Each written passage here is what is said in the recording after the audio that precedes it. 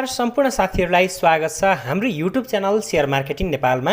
आजको यो भिडियो एकदमै महत्त्वपूर्ण हुनेवाला छ किनकि मैले हजुरहरूलाई टेक्निकल एनालाइसिस अर्थात् आजको मार्केट अपडेट सँगसँगै अन्य शेयर बजारसँग सम्बन्धित महत्त्वपूर्ण विषयवस्तुहरूको बारेमा पनि जानकारी गराउन जाँदैछु, जसमा बजारमा खेल्ने एउटा अस्त्रको रूपमा एनटिसीको शेयरलाई प्रयोग गरिएको छ।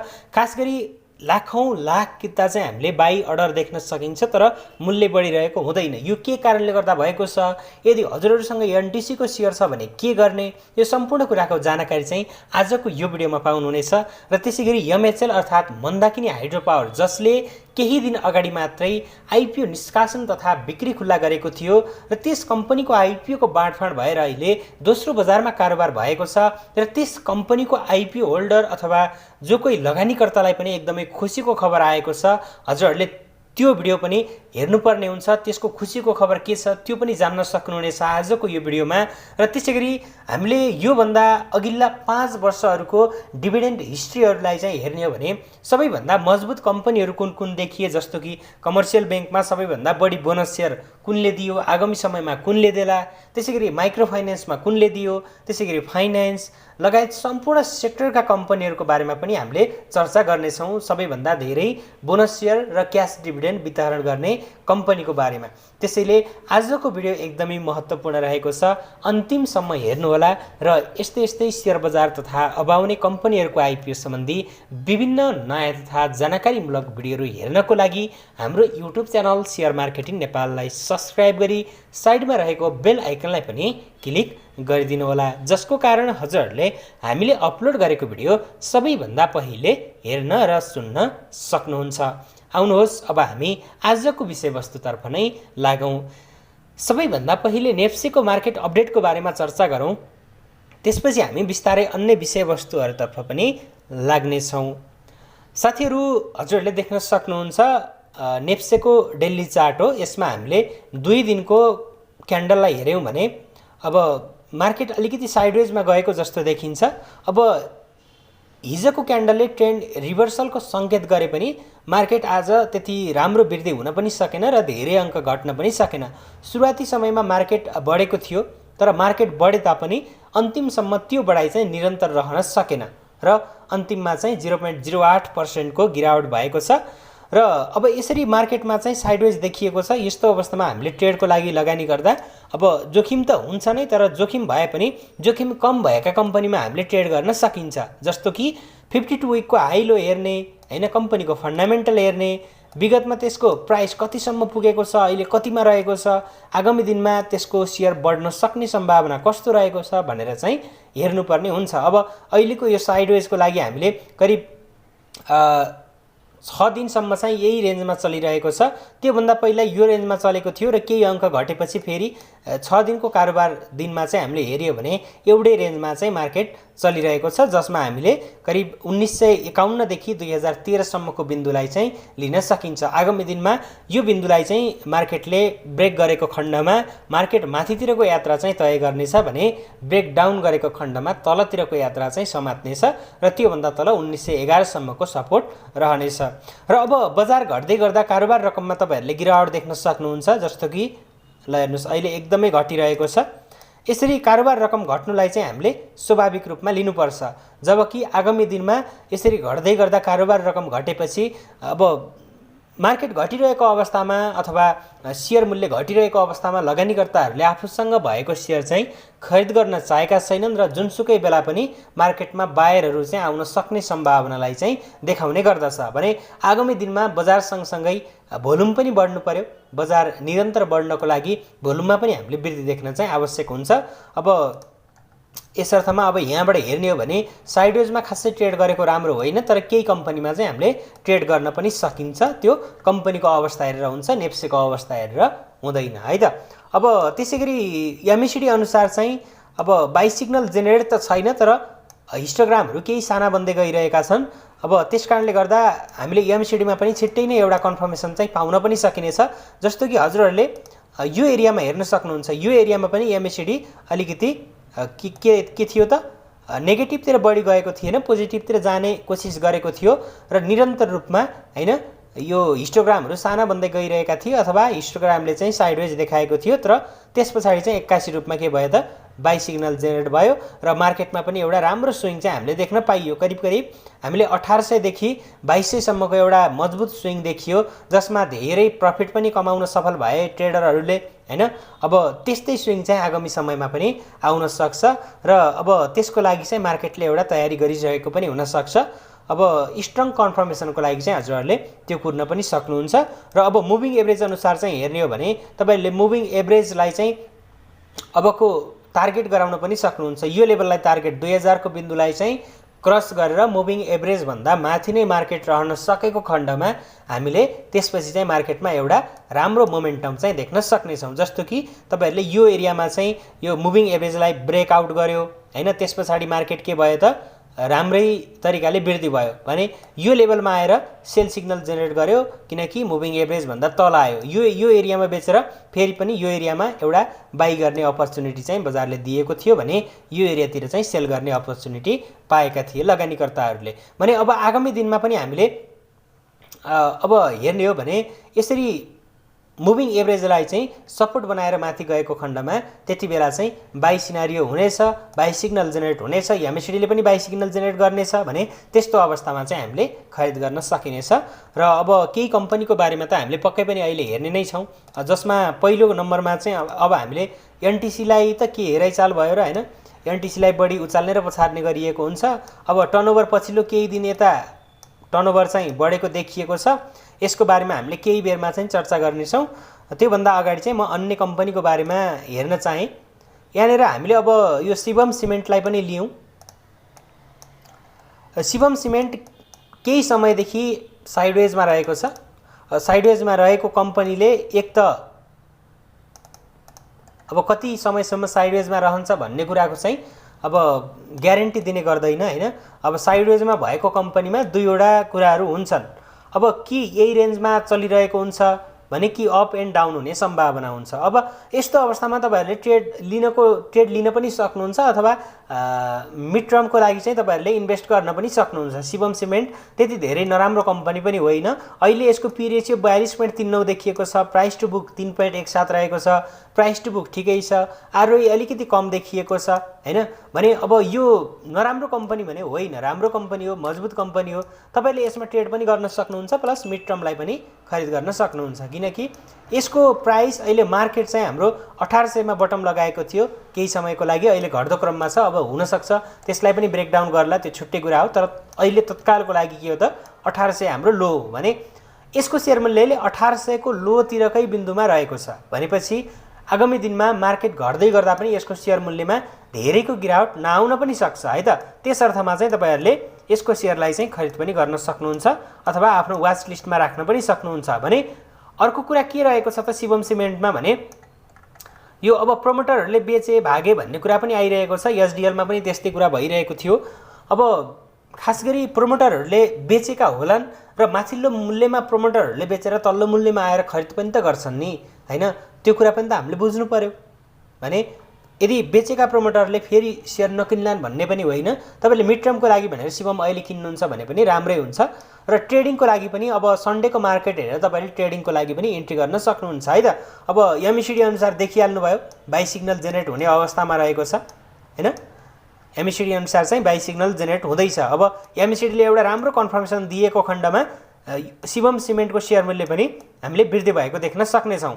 भने अब यसको आरएसआई अहिले हेर्दा करिब 34 को आरआरईमा रहेको छ, आरएसआई एकदमै लोमा रहेको छ।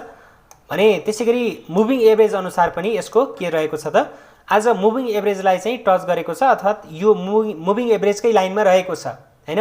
भोलिका दिनमा मुभिङ एभरेजलाई चाहिँ यसले ब्रेकआउट गर्यो, यसलाई सपोर्ट बनाएर माथितिर जान खोज्यो भने त्यो अवस्थामा चाहिँ एउटा राम्रो मोमेन्टम चाहिँ शिवम सिमेन्टले ल्याउनेछ। अहिले तत्कालको लागि सप्लाई हाई देखिएको छ हैन। अहिले तत्कालको लागि चाहिँ प्रमोटरहरूले शेयर बेचिरहेका छन्, किन्न हुन्न, पैसा यहाँबाट बाहिर लगे भन्ने किसिमका कुराहरू आइरहेका छन्। तर जब मार्केटमा चाहिँ यसले 2-4 सर्किट लाग्छ नि त्यस पछाडि मात्रै अरूको चाहिँ होस आउँछ अनि प्रमोटरले शेयर बेचेका होइन रहेछन्, कम्पनी राम्रै रहेछ भन्ने किसिमका कुराहरू त्यसपछि आउने हुन् के। त्यसकारणले गर्दा पनि अब तपाईहरुले अलिकति मिड टर्मको लागि भनेर टार्गेट गर्नुहुन्छ भने यसमा पनि ठिकै नै छ भन्न चाहन्छु। र त्यसैगरी अब खरिदको लागि त तपाईहरुले स्ट्रङ कन्फर्मेसन यसमा त्यही नै हो। अब तत्कालै अहिले खरिद गर्ने भने आजकै क्यान्डल हेरेर आजकै एमएसिडी अनुसार चाहिँ बाइ सिग्नल छैन। तर अब यसमा चाहिँ तपाईहरुले करिब अब सन्डेको मार्केट हेरेर सन्डे राम्रै टर्नओभर आयो, त्यसैगरी मार्केट प्राइस पनि यसको यो सपोर्ट एरियालाई भत्काएर तल गएन र यो एरियासम्म आएर फर्कियो। मार्केटमा पनि यसको राम्रै नै मूल्य वृद्धि होला जस्तो छ, टर्नओभर पनि राम्रै आएको छ भने त्यो अवस्थामा चाहिँ तपाईहरुले एन्ट्री हान्न सक्नुहुन्छ है त। किनकि तपाईहरुले अहिले थाहा पाउनु भयो होला नि, यसको हेर्नु भयो भने प्रोमोटरहरूले बेचे भनेर हल्ला गरी यो लेभलमा कारोबार बढिरहेको छ। अहिले के भइरहेको छ त, अहिले कारोबार रकम एकदमै घटिरहेको छ हैन। सेलिङ प्रेसर पनि अब यसमा त्यति धेरै सेलिङ प्रेसर चाहिँ छैन। त्यसकारणले गर्दा अब यो बटमको एरियामा हामीले खरिद गर्दा त्यति धेरै रिस्क चाहिँ हुँदैन। मार्केट बुलमा गएको बेलामा यो कम्पनीको शेयर मूल्य कति थियो भन्ने तपाईहरुलाई थाहा नै होला हैन। करिब 1800-1900 को कम्पनी अहिले 600 मा आइरहेको छ, 3 गुणा घटिरहेको छ भने अब यस्तो कम्पनीमा चाहिँ हामीलाई के हुन्छ त, रिस्क एकदमै कम हुन्छ के भने अब त्यो प्रोमोटरहरूले शेयर बिक्री गर्नको लागि अथवा यसमा खेल्नको लागि पनि एउटा जालझेल गरेका हुन सक्छन्। अब त्यसैलाई लिएर हामीले कम्पनी नै नकिन्ने भन्ने होइन। हामीलाई जुन कम्पनीले बढी प्रफिट दिन्छ त्यही कम्पनी राम्रो। हाइड्रोले हामीलाई प्रफिट बढी दिन्छ भने हाइड्रो राम्रो हो। अब बोनस शेयरकै लागि लगानी गर्ने हो भने तपाईहरुले धेरै बोनस शेयर खानको लागि माइक्रो फाइनान्स चुज गर्नुस्, कमर्सियल बैंक चुज गर्नुस्। अब सोचे जति बोनस शेयर चाहिँ माइक्रो फाइनान्स कमर्सियलले पनि अब यो आर्थिक वर्षमा दिन्छन् या दिँदैनन्, सकेसम्म मेरो विचारमा क्याशलाई बढी जोड दिने कुरा छ हैन। भने अब त्यस्तो अवस्थामा शिवम सिमेन्टले पनि अहिले बोनस शेयर दिने सम्भावना पनि रहेको छ, प्लस राइट शेयर पनि निकाल्ने सम्भावना देखिन्छ। कन्फर्म भने होइन, यसैको आधारमा लगानी नगर्नु होला। किनकि अहिले होङसी सिमेन्टले आफ्नो पुँजी वृद्धि गर्दैछ र होङसी सिमेन्टमा शिवम सिमेन्टको करिब 30% लगानी रहेको हुनाले होङसीले पुँजी थप्दै गर्दा शिवम सिमेन्टले पनि पुँजी थप्नु पर्यो हैन। त्यसकारणले गर्दा चाहिँ अब यो कम्पनीले पनि अहिले राइट र बोनस चाहिँ दिन सक्ने सम्भावना छ, तर कन्फर्म भने होइन। र आगामी समयमा अब अहिलेसम्म होङसी सिमेन्टले पनि त डिभिडेन्ड दिएको छैन। यदि होङसी सिमेन्टले प्रफिट लिएर क्याश डिभिडेन्ड वितरण गर्न थाल्यो भने शिवम सिमेन्टको अर्निङ पर शेयर तपाईले अहिले 10-12 देख्नु भएको छ भने त्यो धेरै हदसम्म त्योभन्दा धेरै माथि हुनेछ के।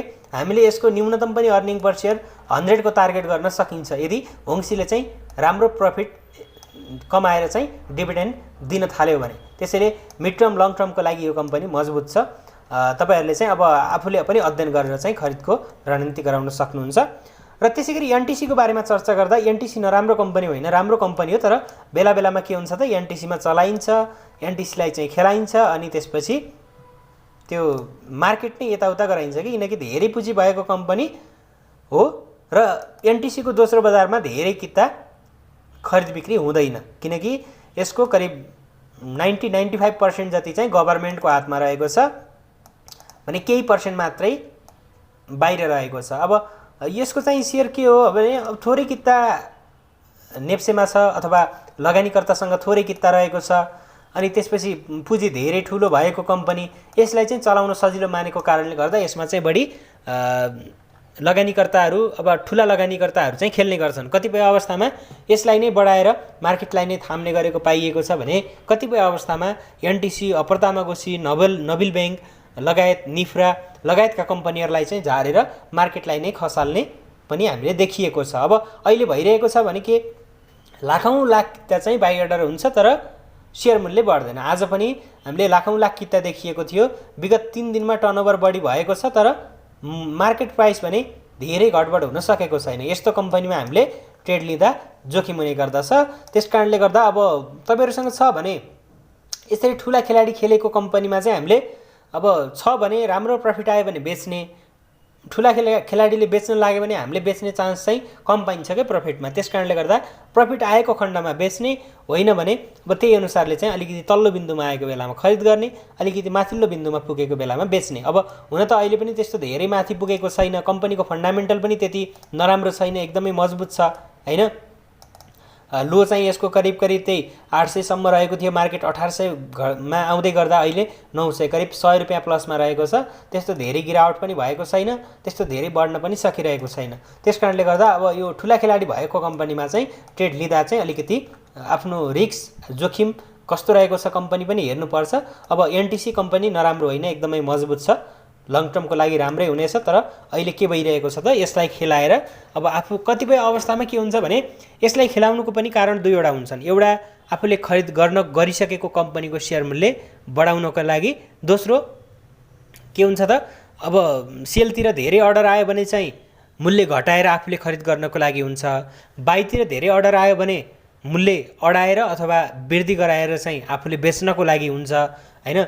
भने अर्को तरिका चाहिँ के हुन्छ, अर्को कुरा चाहिँ के हुन्छ भने यसलाई अडाउँदा समग्रमा नेप्सेलाई नै अडाउन सकिने भएको हुनाले अब यसको सेयर जुन एउटा यसको सेयर मूल्य हुन्छ नि त्यसलाई चाहिँ घट्न नदिएर नेप्सेलाई थामेर उतातिरको आफ्नो सेयरलाई चाहिँ बिक्री गर्नको लागि पनि त्यस्तो रणनीति गराउने गर्दछन्। अब एउटा कम्पनीलाई चलाएर आफ्नो करोडौँको अर्बौँको चाहिँ लगानीलाई चाहिँ प्रफिटमा बेच्न पाइन्छ भने गर्ने नै भए हैन। त्यसकारणले गर्दा बढी चाहिँ एनटिसीमा के हुन्छ त खेलिरहेका हुन्छन् ठुला लगानीकर्ता। अब त्यसकारणले गर्दा अहिले पनि विगत केही दिनदेखि हामीले त्यो देख्न पाइएको छ। अब यस्तो अवस्थामा चाहिँ ट्रेड लिँदा अलिकति तपाईहरुले आफ्नो सोचेर पनि लिनु होला। अब खेलाडीले भन्दा पहिले नै बेच्न सकियो भने हामीले त्यस्तो अवस्थामा राम्रो प्रफिट पनि लिन सकिनेछ भने अब बेच्न नजानेको खण्डमा लस पनि उत्तिकै हुने सम्भावना रहन्छ। र त्यसैगरी आजका अरु महत्त्वपूर्ण विषयवस्तुको बारेमा चर्चा गर्नुपर्दा एमएचएल अर्थात् मन्दाकिनी हाइड्रो पावर, यसले चाहिँ आफ्नो क्वार्टर 4 को रिपोर्ट बल्ल सार्वजनिक गरेको छ र जसअनुसार चाहिँ यसले आफ्नो प्रफिट करिब 97% जतिले चाहिँ वृद्धि गर्न सफल भएको छ, जुन अब राम्रै नै हो। हाइड्रो पावरमा प्राइस 393 छ, यसको हाई चाहिँ करिब 436 बाट घट्दै गर्दै आएर अहिले 393 पुगेको छ। आज 1.29% ले चाहिँ यसको के भएको छ त शेयर मूल्य वृद्धि भएको छ। यो न्यूज चाहिँ मर्निङमा नै आएको हो, तर त्यो न्यूजले पनि खासै यसमा चाहिँ प्रभाव गरेन। अब सन्डे यसको मार्केट प्राइस बढ्यो भने त्यसरी आत्तिएर गएर खरिद गरिहाल्ने होइन। अब मार्केट साइडवेजमा रहेको छ, तपाईहरुले चाहिँ त्यही हेरेर खरिद गर्नु होला। छ भने त्यही हेरेर तपाईहरुले चाहिँ बिक्री गर्न सक्नुहुन्छ। अब यसको रिपोर्ट अनुसार चाहिँ हामीले हेर्ने हो भने अब यसको तपाईहरुले चाहिँ नेपाली पैसाबाट पनि हेर्न सक्नुहुन्छ यो न्यूजहरु। यो मन्दाकिनी हाइड्रो पावरले चाहिँ गत आर्थिक वर्षको चौथो त्रैमासको वित्तीय विवरण चाहिँ सार्वजनिक गरेको छ, जसअनुसार चाहिँ 2,90,76,000 रुपैयाँ चाहिँ यसले नाफा कमाउन पनि सफल भएको छ भने यो अघिल्लो वर्षको तुलनामा 92% होइछ साथीहरु। 92% ले चाहिँ के ग्रोथ भएको छ र अघिल्लो वर्षको यसै अवधिमा चाहिँ 1,51,00,000 रुपैयाँ चाहिँ यसले खुद नाफा कमाएको थियो र एक वर्षको अवधिमा विद्युत बिक्रीबाट हुने आम्दानी 9,65,00,000 रुपैयाँबाट बढेर 11,36,00,000 रुपैयाँ चाहिँ पुगेको छ र यसको विद्युत बिक्री आम्दानी चाहिँ 17% ले ग्रोथ भएको छ भने अन्य आम्दानी चाहिँ 37,000 रुपैयाँबाट बढेर 17,90,000 रुपैयाँ पुगेको छ र यसले साउनमा चाहिँ सर्वसाधारणलाई आइपिओ बिक्री पनि गरेको थियो र आइपिओ जारी गरिसकेपछि यसको पुँजी 58,80,00,000 रुपैयाँ रहेको छ भने असारको मसान्तसम्म यो मन्दाकिनीको रिजर्भमा 3,75,00,000 रुपैयाँ जम्मा भएको छ र अघिल्लो वर्ष 84,00,000 रुपैयाँ मात्रै रहेको थियो। असार मसान्तसम्म आइपुग्दा प्रति शेयर आम्दानी 7 रुपैयाँ 31 पैसा रहेको छ भने अघिल्लो वर्ष 3 रुपैयाँ 68 पैसा रहेको थियो। प्रति शेयर नेटवर्थ 107 रुपैयाँ 88 पैसा रहेको छ। अब नेप्सेमा सूचीकृत हुँदा प्रति शेयर 107 रुपैयाँ 88 पैसालाई चाहिँ आधार मान्ने गरिन्छ।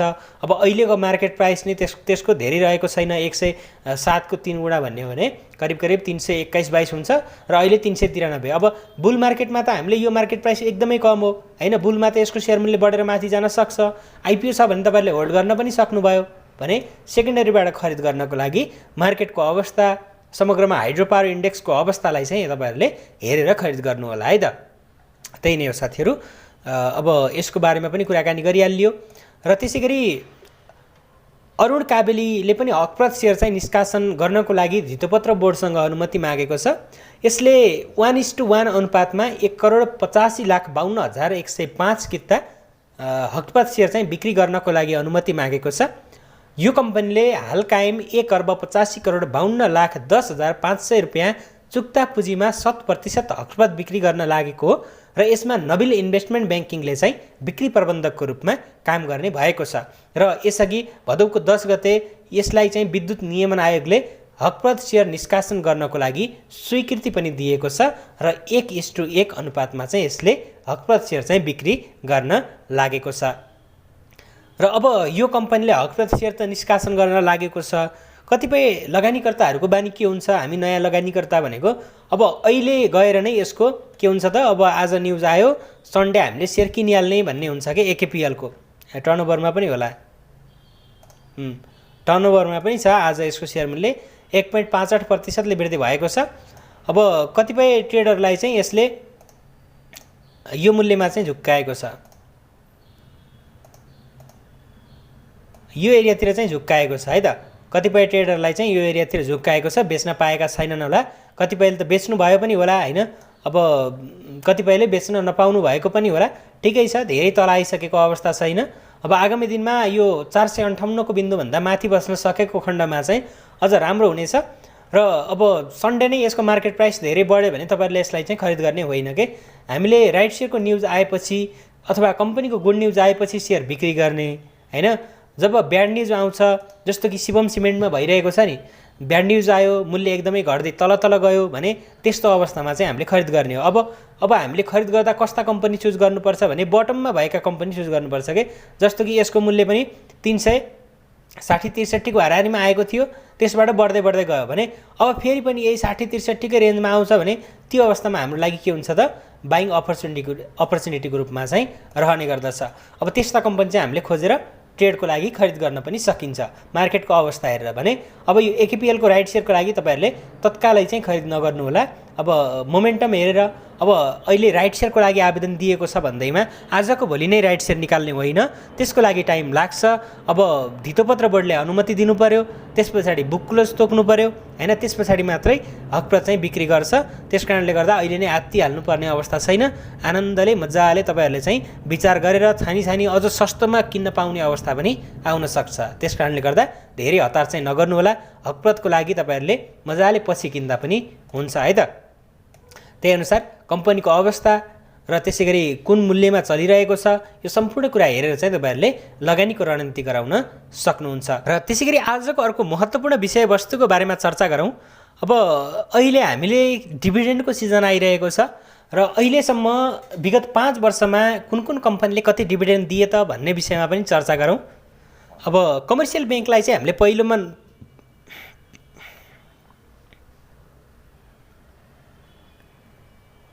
र त्यसै गरी आजको अर्को महत्त्वपूर्ण विषयवस्तु रहेको छ, विगत 5 वर्षमा चाहिँ कुन कुन कम्पनीहरूले कति बोनस सेयर दिए भनेर चाहिँ हामीले अब हेर्नेछौँ। जसमा सबैभन्दा पहिले हामी कमर्सियल ब्याङ्कहरूको बारेमा हेरौँ। र कमर्सियल ब्याङ्कको 1 नम्बरमा चाहिँ नोबेल ब्याङ्क रहेको छ, जसले अब 77-78 मा 33, त्यसै गरी 76-77 मा 33, त्यसै गरी 75-76 मा 22, त्यसै गरी 74-75 मा पनि 22, 73-74 मा 30 भने अब यसले चाहिँ टोटल गरेर 141.10% बोनस सेयर दिएको छ भने यिनै वर्षहरूमा गरेको टोटल क्यास डिभिडेन्ड चाहिँ यसको 48.1 रहेको छ र टोटल 189.26% चाहिँ यसको अहिलेसम्मको डिभिडेन्ड रहेको छ 5 वर्षको अवधिमा। 5 वर्षको अवधिमा 189.25% ले चाहिँ यसको डिभिडेन्ड चाहिँ भएको छ अथवा लगानीकर्तालाई यति डिभिडेन्ड चाहिँ यसले वितरण गरेको छ। र अब किताको त तपाईहरुले हिसाब किताब आफैले पनि गर्न सक्नुहुन्छ। सही किता किनेर राखेको भए अहिले कति किता हुने रहेछ त्यो तपाईहरुले आफै विचार गर्न सक्नुहुनेछ हैन। अब यसको चाहिँ क्याश डिभिडेन्ड 48% र बोनस सेयर चाहिँ कति 141.10% रहेको छ। अब 1 नम्बरमा चाहिँ सर्वाधिक बोनस सेयर वितरण गर्ने कमर्सियल बैंक मध्येबाट चाहिँ नोबेल बैंक पर्छ भने त्यसैगरी स्ट्यान्डर्ड चार्टर्डको पनि 117% सहित दोस्रो नम्बरमा रहेको छ। यसको बोनस सेयर 117 र 53.1 छ चाहिँ यसको क्याश डिभिडेन्ड रहेको छ भने त्यसैगरी नेपाल इन्भेस्टमेन्ट बैंकको पनि कति 133.50% डिभिडेन्ड रहेको छ।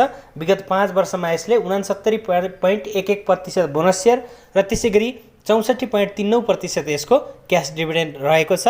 र त्यसैगरी एनएमबी को पनि 112.79 रहेको छ।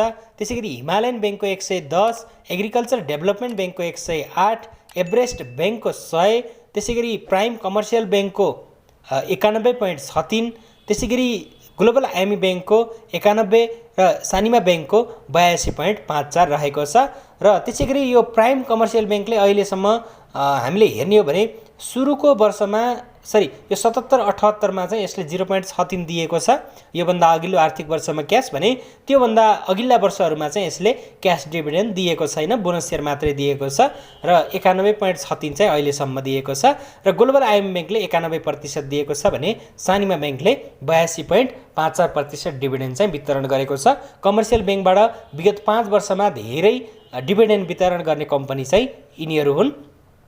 र त्यसैगरी डेभलपमेन्ट बैंकमा चाहिँ मितेरी डेभलपमेन्ट बैंकले 100.33% सहित सर्वाधिक डिभिडेन्ड वितरण गरेको छ र बोनस शेयर पनि यसले 95.31% बोनस शेयर वितरण गरेको छ। मुक्तिनाथ विकास बैंक भन्दा पनि अगाडि देखिएको छ विगत 5 वर्षको डिभिडेन्ड हिस्ट्री हेर्ने हो भने र मुक्तिनाथ विकास बैंकले दोस्रो नम्बरमा रहेको छ र 82.81 को यसको के रहेको छ त डिभिडेन्ड वितरण गरेको छ। Excel development bank 88.29, sine Resunga development bank 83.13, Garima Bikas bank 75.76, Mahalakshmi विकास बैंक 72, लुम्बिनी विकास बैंक 60, ज्योति विकास बैंक 57, कामना सेवा विकास बैंक 52 र साङ्ग्रिला डेभलपमेन्ट बैंक 46 रहेको छ।